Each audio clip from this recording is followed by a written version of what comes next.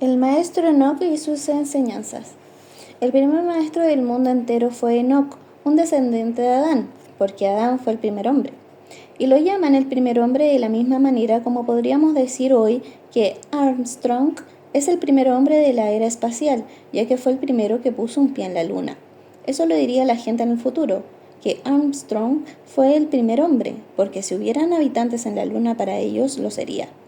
Y por eso es Adán, el primer hombre de la civilización con corazón llamada adámica.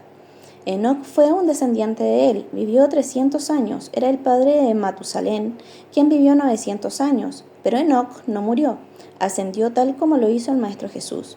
Eso es una prueba de un gran adelanto y de iluminación. Enoc fue, pues, el primer maestro de nuestra civilización y un hombre sumamente notable y grande en un mundo como aquel, en el cual no había ni correos, ni periódicos, ni radio, ni televisión, es decir, no habían comunicaciones de ninguna clase. La enseñanza de ese hombre se esparció por todo el mundo de entonces, y en cada país lo llamaban según el idioma que se hablaba. En Egipto, Tot, el dios Tot. Algunos lo llamaban el escriba de los dioses, y en Grecia lo llamaban Hermes, Hermes Trismegisto, 3 veces grande.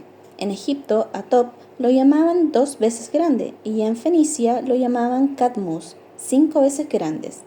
Cada país se lo quería apropiar. Lo quería para sí porque aquel era un hombre tan grande que sabía de todo y dejó enseñanza sobre todo. Escribió en aquella época cuando no habían libros ni nada de eso. 42 libros, pero además fue el autor de cuanto se puede imaginar. Cosmogonía, cosmografía, geometría. Así llamaban entonces a las matemáticas, geografía celeste, la cábala y el tarot. Todo eso lo escribió Enoc, pero él era judío y ahí empezó la lucha contra los judíos, porque todo el mundo quería apropiarse de Enoc y decían que les pertenecía. Los egipcios decían que no, que era Tot y era un dios egipcio, y los griegos decían que se llamaba Hermes Trimegisto y por lo tanto griego. Pero en realidad era judío, era Enoc, de raza judía. Eso no se lo podía perdonar nadie. Con el pasar del tiempo lo perdonaron menos, le tenían odio, una rabia tremenda, porque era un hombre muy grande. Y pensaban ellos, ¿cómo es posible que sea de esa raza un hombre tan grande, alguien tan notable?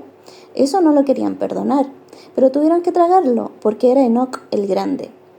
Caín tuvo un hijo, pero no fue quien se dice, fue Enoc el grande. Es bueno recordar que a partir de la 6ª generación, después de Adán, se creó la Universidad de Heliópolis. Allí se educaron Moisés y el sacerdocio egipcio, pero lo más importante residía que allí se aprendían todas las enseñanzas de Enoc, y tiempo después, al fundarse la 6ª Esenia, estas enseñanzas continuaron transmitiéndose. Por otra parte, en el siglo IV, después de la venida de Jesucristo, empezaron a tratar de desligar al Maestro Jesucristo de su origen judío.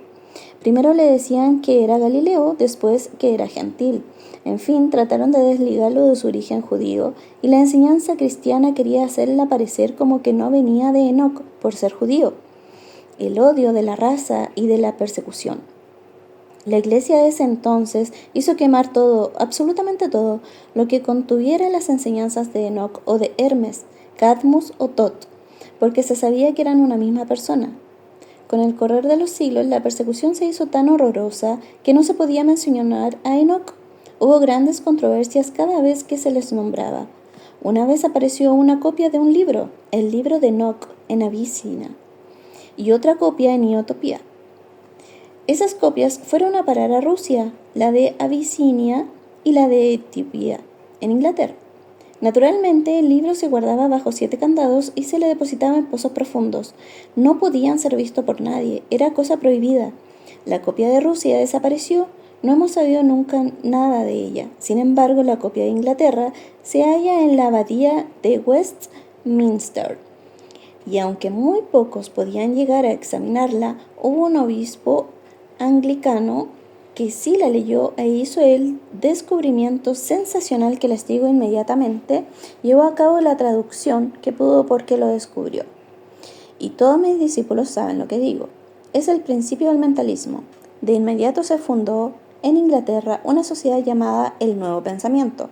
esta sociedad se esparció inmediatamente, comenzaron a difundirse las enseñanzas. Fue a los Estados Unidos en cualquier parte donde se hablara inglés, pues la traducción fue hecha en Etiopía al inglés, y allí surgieron varias sectas que ustedes han oído nombrar: la ciencia cristiana, la ciencia divina, Unite y otras. Todo lo que enseñan el principio del mentalismo.